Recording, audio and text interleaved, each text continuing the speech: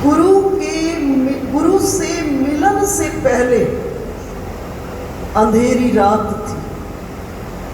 गुरु ने हमारे जीवन में पदार्पण किया तो अंधेरी रात पूनम की रात में परिवर्तित हुई। इसलिए गुरुदेव को श्रद्धा के लिए एक विशेष, सदैव प्रत्येक पल श्रद्धा, लेकिन एक विशेष बरस में दिन चुना गया और वो दिन गुरु पूर्णिमा का दिन चुना। किसी सूफी ने बहुत सुंदर कहा, तमाम उम्र गुजरी थी अंधेरों के तले, तमाम उम्र गुजरी थी अंधेरों के तले, आपके दर पे जाना कि सवेरा क्या। मौजे तूफानों की साहिल से न थी, मौजे साहिल से मुलाकात न थी, आपके दर पे जाना कि किनारा क्या। गुरु, मुझे लगता है सनातन धर्म में सबसे ज्यादा जीवन में क्रांति को करने वाले अगर कोई है तो गुरु है। क्यों? क्योंकि पहला काम गुरु का है तुम्हारी तुमसे मुलाकात करा। आपने बहुतों को जाना, 2 दिन किसी से मिलते हो ना, तीसरे दिन उसको बोलते हो हमारे घर आओ ना। कितनों को जाना जन्म से आज दिन तक, लेकिन अपने से अभी मुलाकात नहीं। जब गुरु जीवन में आते हैं तो पहला काम गुरु का क्या होता है? वो तुम्हारी तुमसे मुलाकात करा। क्योंकि जब तक अपने उस स्वरूप का दर्शन नहीं करोगे, जब तक अपने उस स्वरूप का हम दर्शन नहीं करेंगे, तब तक हम इस जगत में आए और खाली ही चलेंगे। यहां आकर अगर सबसे बड़ी संभावना कुछ है तो हमें हमारे स्वरूप का दर्शन हो जाए कि हम हैं कौन। श्रीमद् भागवत की कथा को सुनने के बाद, 4 दिन की कथा होने के बाद, शुभदेव जी परीक्षित को कहे, राजन 4 दिन हो गए, ऐसा करो जरा चले जाओ राज्य के भीतर में, अपने राज्य को संभाल लो, अपने पुत्र जन्मेजय को संभाल लो और थोड़ा कुछ स्नान आदि, कुछ विशेष भोजन इत्यादि करके आ जाओ। तो परीक्षित ने क्या जवाब दिया? परीक्षित ने कहा, गुरुदेव मैंने अपने जीवन में इतना खाया कि अगर आज उसको इकट्ठा करने लगूं तो बड़े बड़े गोदाम भर जाएंगे।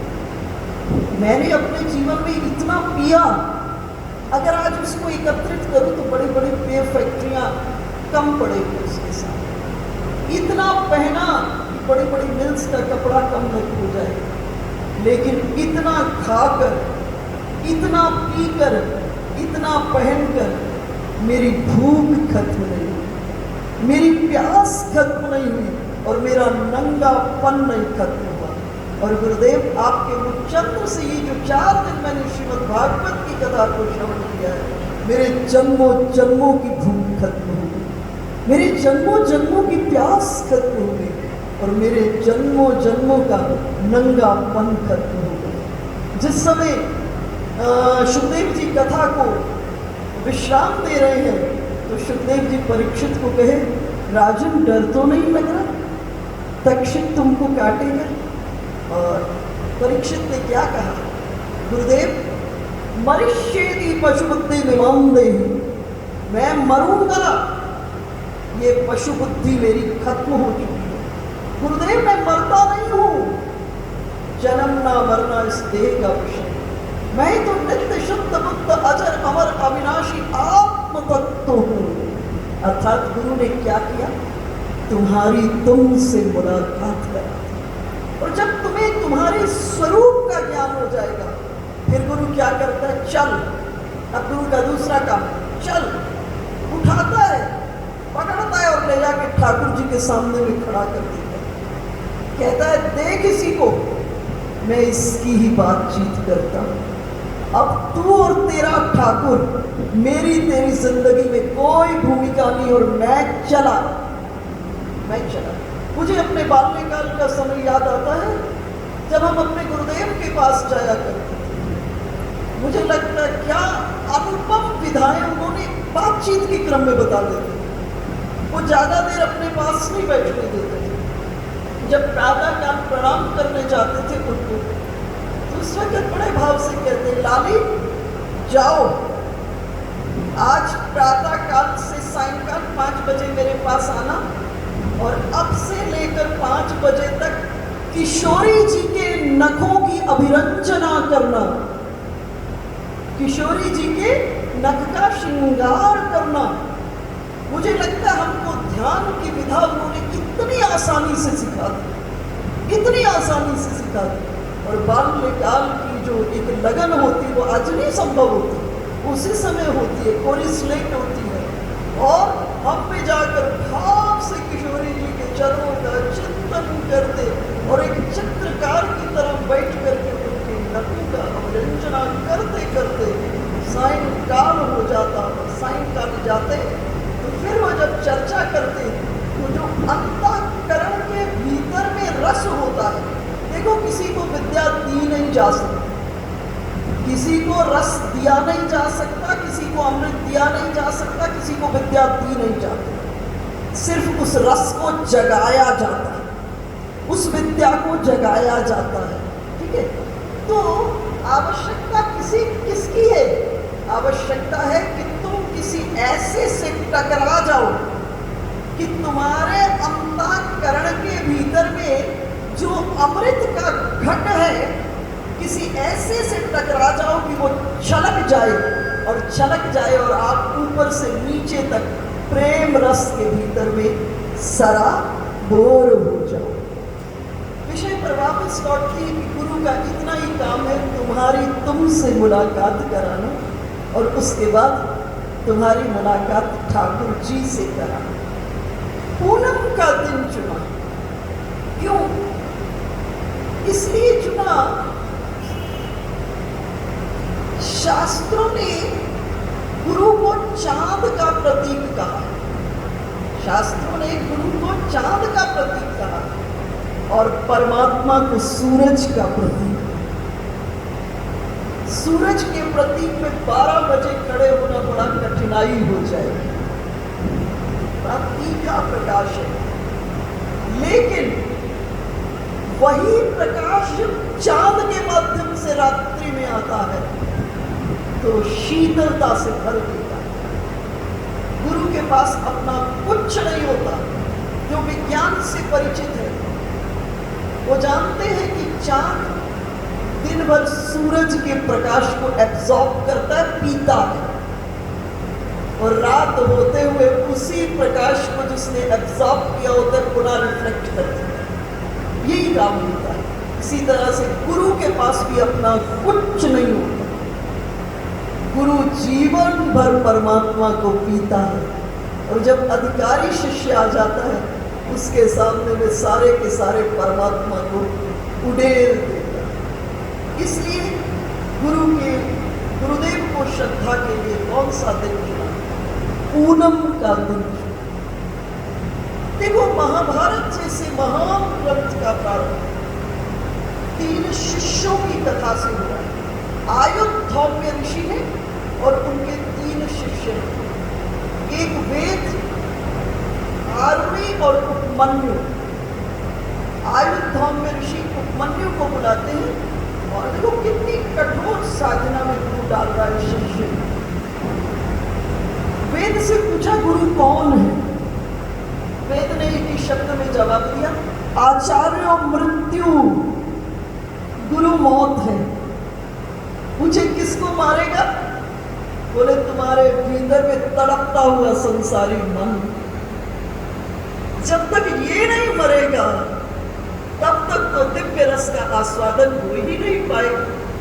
तुम्हारे भीतर में ये जो तड़पता हुआ मन है, इसको गुरु खत्म करके तुम्हें नवीन मन देता है। जिस नवीन मन से सृष्टि के कण कण के भीतर में व्याप्त जो परमात्मा है उसके दर्शन की कला आ जाए। गुरु कभी मेरा शिष्य नहीं बनाता, गुरु कभी मेरा शिष्य नहीं बनाता, गुरु केवल शिष्य बनाता है। और शिष्य का अर्थ होता है सीखने योग्य। गुरु कहते हैं मैं तू मेरी शरण में आया, मैं तुझे आंख दे रहा हूं। क्या दे रहा हूं? आंख। अब ये जो आंख मैंने दी है, इससे सृष्टि का कण कण तुझे सिखाएगा। इसीलिए दत्तात्रेय जी महाराज के 24 गुरु हैं। बोले सृष्टि का कण कण तुझे सिखाएगा, मैं तुझे सीखने योग्य बुद्धि दे रहा हूं, कला दे रहा हूं, अब तुझे सृष्टि का कण कण सिखाएगा।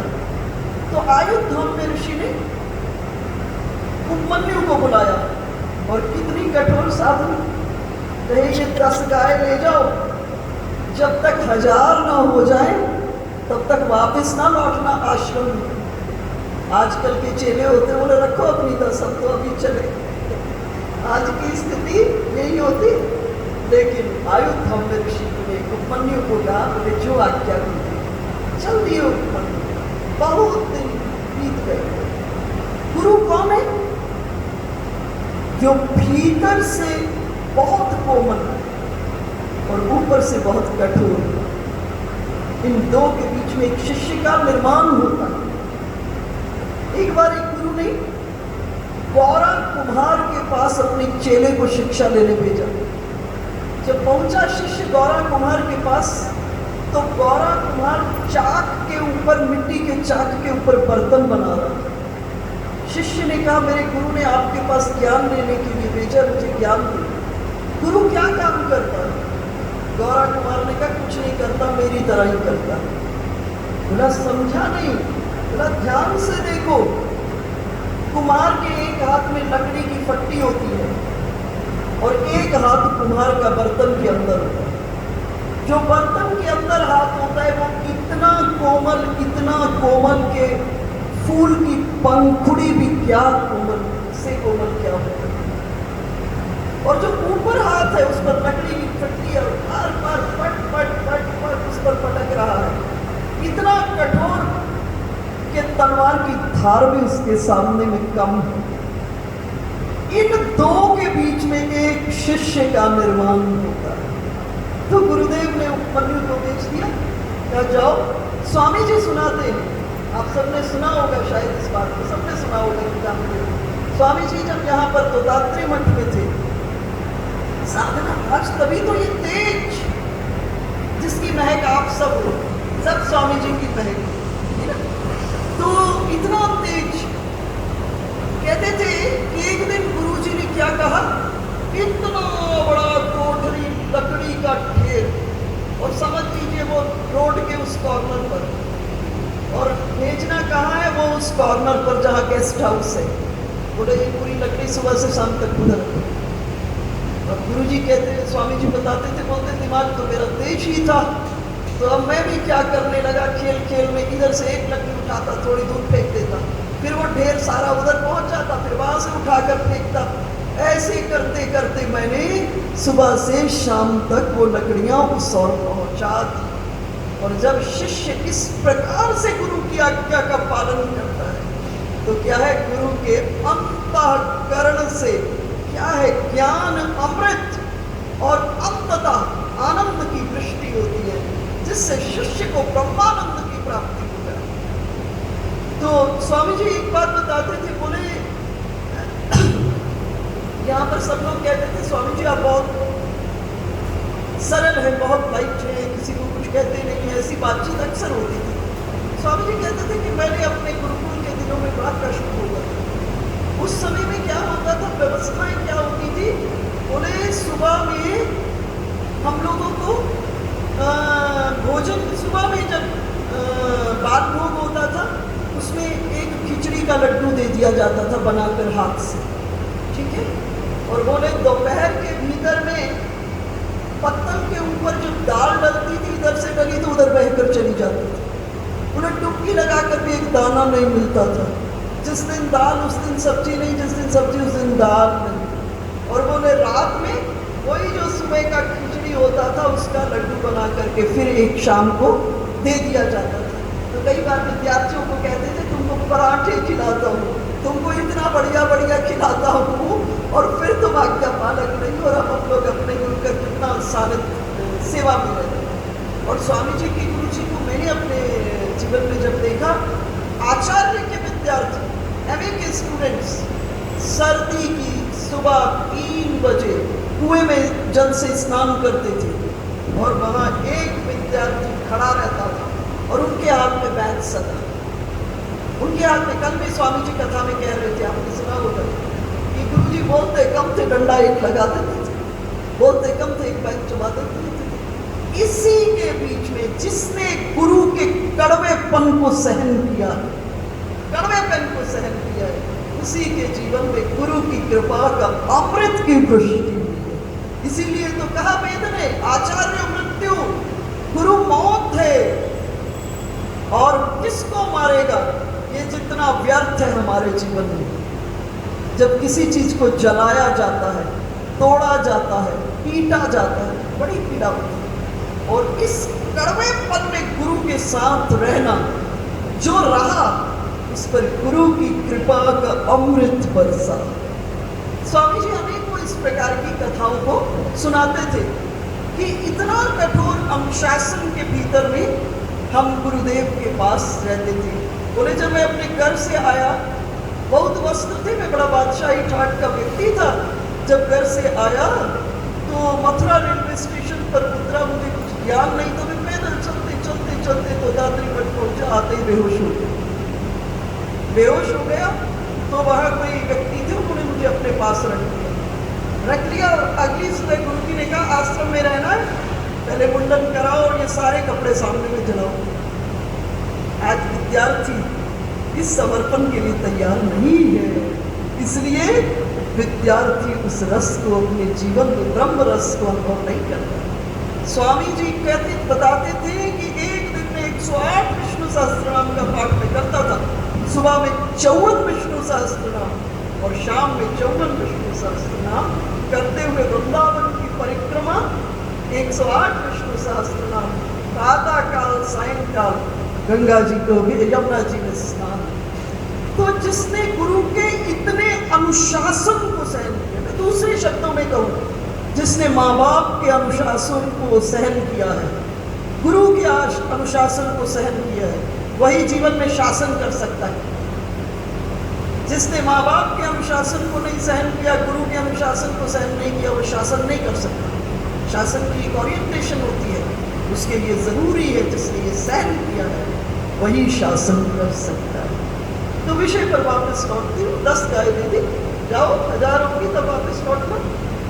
बहुत दिन हो गए, अब उपमन्यु रह रहा है। आज गुरु ने उपमन्यु को बुलाया, पूछा उपमन्यु उदर पोषण कैसे करते हो? उपमन्यु ने कहा गुरुदेव अब गाय बहुत हो गई, बच्चे जब गाय के दूध पी लेते हैं तो बहुत सा दूध बच जाता है, उस दूध को पीकर मैं अपना पेट भरता हूँ। गुरु ने कहा सर्वथा गलत, इस दूध पर गाय के बच्चों का अधिकार है। मन्यु ने कहा जो आज्ञा गुरुदेव। चल दिए और कई महीने गुजर गए, फिर गुरु बुलाए। उपमन्यु उदर पोषण कैसे करते हो? उपमन्यु ने कहा गुरुदेव मैं गांव में चला जाता हूँ, पास में गायों को चराते चराते भिक्षाटन कर लेता हूँ और उस भिक्षा से पेट भर लेता हूँ। गुरु ने कहा सर्वथा अनुचित, इस भिक्षा पर केवल गुरु का अधिकार है। मन्यु ने कहा जो आज्ञा गुरुदेव। फिर बहुत दिन बीत गए, गुरु फिर उपमन्यु को बुलाए, कैसे उधर पोषण करते? उपमन्यु ने कहा गुरुदेव अब गाय बहुत हो गई है, बच्चे बहुत हो गए हैं। बच्चे जब दूध पी लेते हैं ना, उनके गाल के आसपास जो छाक होती है, फेन होती है, उस फेन को चाट चाट कर पेट भरता हूँ। गुरु ने कहा सर्वथा अनुचित, इस पर गाय का अधिकार है। जब गाय इसको चाटती है तो उसे वात्सल्य रस की प्राप्ति होती है। सारे रास्ते बंद हो गए। एक दिन बड़ी भूख लगी और बड़ी भूख लगी तो उपमन्यु को रहा नहीं गया, जंगली आग को खा लिया, अंधा हो गया और अंधा होकर कुएं में गिर गया। जैसे ही कुएं में गिरा, भीतर से गुरु संभाले हुए थे, उसी वक्त पहुंच गए। उपमन्यु, हाँ गुरुदेव, मैं कुएं में गिर गया हूं, कुएं से चिल्लाया। गुरु ने बाहर निकाला और निकालते ही अब गुरु की करुणा फूट गई, करुणा बहने लगी। कहा, तुम्हारे बाहर के नेत्र भी ठीक हो जाए और तुम्हारे अंदर के ज्ञान चक्षु भी पुष्ट हो जाए और शन के भीतर में उपमन्यु महान ऋषि उद्दालक में परिवर्तित हो गए। एक क्षण में उद्दालक ऋषि हो गए। तो इस प्रकार से गुरु की करुणा है। आप लोग भी बैठे हो, आप सबने अनुभव किया होगा, जो बहुत पास पास रहे हो अपने गुरुदेव के, अनुभव किया होगा। बड़े ऐसे क्षण आए होंगे, कठिनाइयों के, बड़ी परिस्थितियां आई होंगी और उन परिस्थितियों ने अपनी सहज कृपा के माध्यम से आपको निकाल करके दिव्य रस का पान कराया होगा। और इसी गुरु तत्व पर आने वाले दिनों में कल और परसों हम चर्चा करते रहेंगे। अभी हम कुछ समय स्वामी जी का एक पुराना श्रीमद् भागवत महापुराण की जो कथा है, उसको अभी चलचित्र के रूप में देखते हैं, दर्शन करते हैं।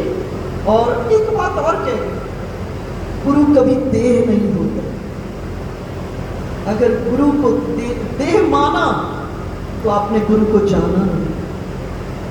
गुरु तो आपकी आत्मा में समाया हुआ तत्व है, वही तो एक समझ सकता है आत्मा।